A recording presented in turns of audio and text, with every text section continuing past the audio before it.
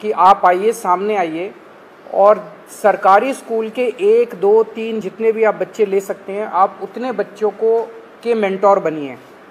तो उनसे आप लगातार फ़ोन पे बातचीत करते रहिए, उनको फ़ोन पे आप गाइड करते रहिए, बच्चे आपको फ़ोन कर कर के पूछते रहेंगे। और कई बार बच्चे स्ट्रेस में होते हैं, हमने देखा है कि इस वाले एज ग्रुप के अंदर सुइसाइड्स भी बढ़ते जा रहे हैं, स्ट्रेस में होते हैं, इमोशनल स्ट्रेस में होते हैं। तो अगर उनके साथ कोई है जिसके साथ वो मन हल्का कर लें तो वो बड़ा उसका अच्छा इम्पैक्ट पड़ता है। तो देश के मेंटोर कार्यक्रम के लिए सोनू सूद जी हमारे ब्रांड एम्बेसडर बनने के लिए तैयार हो गए हैं, जिसके लिए मैं उनका बहुत बहुत शुक्रिया अदा करता हूं। उन्होंने कहा है कि वो भी कुछ बच्चों के मेंटोर बनेंगे और वो लोगों को अपील करेंगे, देश भर के लोगों को, कि वो भी मेंटोर बने। अब मैं सोनू सूद जी से रिक्वेस्ट करूँगा कि वो। Thank you so much Arvind sir, Manish sir, Raghav भाई, for giving me this opportunity कि आज मैं इस प्लेटफॉर्म के पे हूँ विजनरीज़ के साथ में। सर को विजनरी इसलिए बोलता हूँ कि जब एजुकेशन का नाम आता है तो देश में दिल्ली का नाम हमने हमेशा देखा है कि अगर एजुकेशन हो तो दिल्ली जैसी हो। And I think it's very important कि हमारे देश में अगर ग्रोथ तभी हो सकती है जब एजुकेशन का स्तर बढ़ेगा। और मुझे बताने की ज़रूरत नहीं है कि दिल्ली में किस लेवल का चेंजेस आया है, and all thanks to sir for that. जब लॉकडाउन शुरू हुआ, लाखों माइग्रेंट्स के साथ, लोगों के साथ जुड़े, उनकी मेडिकल की प्रॉब्लम देखी, तो एक एजुकेशन एक बहुत बड़ा मुद्दा था। पहले लॉकडाउन में करीबन 2000 से 2200 बच्चों को हमने पढ़ाया और अभी करीबन 20,000 बच्चों को एज सूद चैरिटी फाउंडेशन हम लोग पढ़ा रहे हैं। लेकिन जैसा अरविंद सर ने कहा कि एक बहुत बड़ा क्वेश्चन मार्क होता है कि उनको पता नहीं है कि क्या करना है, मैं क्या करूं।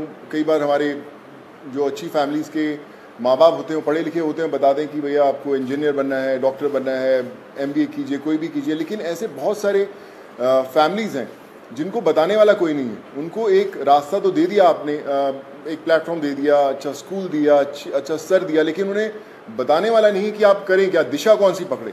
तो उस समय हमें वो लोग चाहिए जो एक बहुत एक्सपीरियंस साथ में लेकर आते हैं, जो आपके मेंटोर बनते हैं, जो आपको बताते हैं कि आप क्या कर सकते हैं। वो हर घर के अंदर कहीं ना कहीं एक मेंटोर है, लेकिन उसे पता नहीं है कि वो कैसे उन तक पहुँचे। सो मुझे लगता है कि आज दिल्ली सरकार ने एक वो मौका दिया है आपको अच्छा काम करने का। हम हमेशा बोलते हैं कि यार मैं करना चाहता हूँ, पहले मैं कुछ बन जाऊँ, मैं उस लायक बन जाऊँ, फिर मैं कुछ करूँगा, मैं इस्टेब्लिश कर लूँ, मैं अपना बिजनेस इस्टेब्लिश करूँ, या मैं सक्सेसफुल हूँ तो मैं जाके मदद करने की कोशिश करूँगा।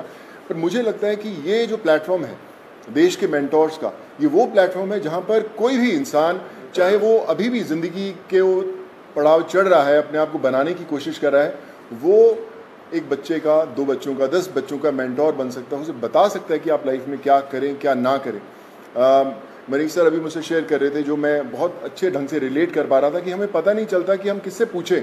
मैं खुद एक इंजीनियर हूँ। जब 11-12 था तो उस समय 2 ही प्रोफेशन होते थे, या तो डॉक्टर बन जाओ या इंजीनियर बन जाओ। तो इंजीनियरिंग करने चले गए हम लोग। लेकिन आज इतने ज़्यादा प्लेटफॉर्म्स है, इतने ज़्यादा एवेन्यूज है और इतनी ज़्यादा रास्ते खुल गए हैं जहाँ पर लोगों को पता नहीं है, पर लोग जो इन रास्तों से ऑलरेडी गुजर चुके हैं या कुछ सफ़र तय कर चुके हैं, उन लोगों को मेंटोर बनने का बहुत बड़ा मौका है, बताने का बहुत बड़ा मौका है कि आप आएँ, हाथ थामें। मेरे साथ करण भाई भी बैठे हुए हैं, मैं इनको पिछले 10-12 साल से जानता हूँ। लेकिन जब लॉकडाउन हुआ तो हमारी दोस्ती का एक अलग रास्ता इसलिए मिला क्योंकि हमने बोला कि चलो हम बच्चों का भविष्य बदलने की कोशिश करते हैं, उनको पढ़ाने की कोशिश करते हैं, और आज हम हज़ारों बच्चों को पढ़ाए भी। सो माई रिक्वेस्ट टू एवरीवन, जो भी लिसनर्स हैं या हमें सुन पा रहे हैं, आज आपको एक अच्छा काम करने का मौका दिया जा रहा है, देश का मेंटोर बनने का मौका मिला जा रहा है। हम लोग हमेशा शिकायत करते हैं कि भैया यार हमारे लिए फलाना आदमी कुछ नहीं करता, हमारा ये हक बनता है, हमने वोट दिए, वो क्यों नहीं करते। मुझे लगता है शिकायत करना बहुत आसान है और खुद काम करना थोड़ा सा मुश्किल, क्योंकि हमें पता नहीं है, हमें दिशा नहीं बनती। आई थिंक आज दिल्ली सरकार ने ये प्लेटफॉर्म खोल के देश के मेंटोर्स का प्लेटफॉर्म नहीं बनाया, बल्कि आपके लिए एक प्लेटफॉर्म बनाया है देश के लिए कुछ करने का। So be a part of it. चुनिए उन बच्चों को। आज हर एक बच्चा, अगर आप एक भी बच्चे को दिशा दे पाते हैं और उसे बना पाते हैं, सो आई थिंक उससे बड़ी देश भक्ति वाली कोई फीलिंग नहीं होगी और उससे बड़ा देश को योगदान नहीं होगा अगर आप वो कर पाएँ. So I think it's a great opportunity और आई फील ब्लेस्ड कि आज under the leadership of Arvind sir, Manish sir and Raghav भाई कि they have given me an opportunity कि मैं और हज़ारों नहीं लाखों लोगों तक, लाखों स्टूडेंट्स तक पहुंच पाऊं और उनके मेंटोर बनने की कोशिश कर पाएं. So I think together we can and we will. वो बोलते हैं ना कि जो मुश्किल में साथ में खड़ा वही सबसे बड़ा. सो आई थिंक वो समय आ गया है कि हमें सबके साथ में खड़े होना है और करके बताना है. So thank you so much for this sir.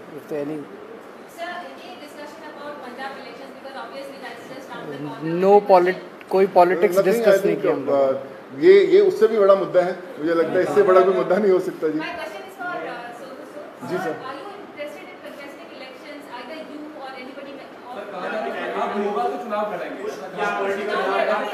Sir एक एक करके मैं पूछता हूँ. सॉरी. हाँ जी जी. नहीं, नथिंग पॉलिटिकल. मैं हमेशा मेंटेन करता रहा हूँ कि लोग हमेशा बोलते हैं कि आप कोई अच्छा काम करना है तो पॉलिटिक्स में आइए या क्यों नहीं आ सकते. बहुत कमाल का फील्ड है एंड आई थिंक अगर आप आएँ तो one has to be blessed. But as of now we haven't discussed anything political because ये मुझे लगता है ये मुद्दा उससे भी बड़ा है and this is above all.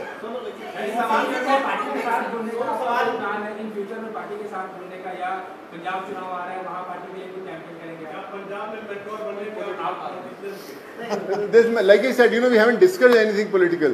हम इसी में इतना मजा आ रहा था बात करने में कि यार ये करें तो जी सर. सर जो अच्छा काम करे सारे अच्छे हैं. मुझे कल आप अच्छा काम करें मैं आपके पीछे पीछे आ जाऊंगा.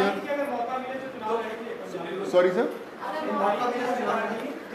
सर मुझे ना मैं बता रहा हूँ पिछले जब मैंने मुझे पता भी नहीं था पॉलिटिक्स तब से मुझे ऑफर्स आती रही हैं लेकिन मैंने कभी सोचा नहीं करने का और इसलिए कभी पॉलिटिकल डिस्कस नहीं किया.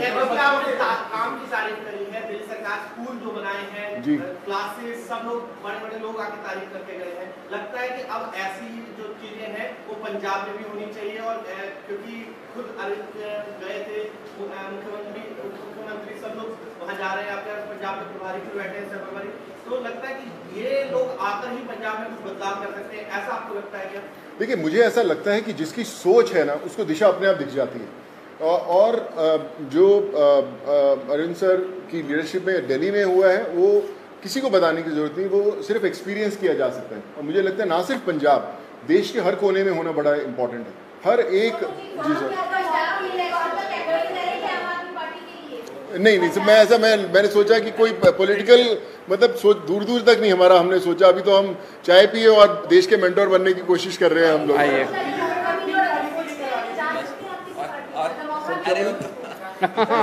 बोले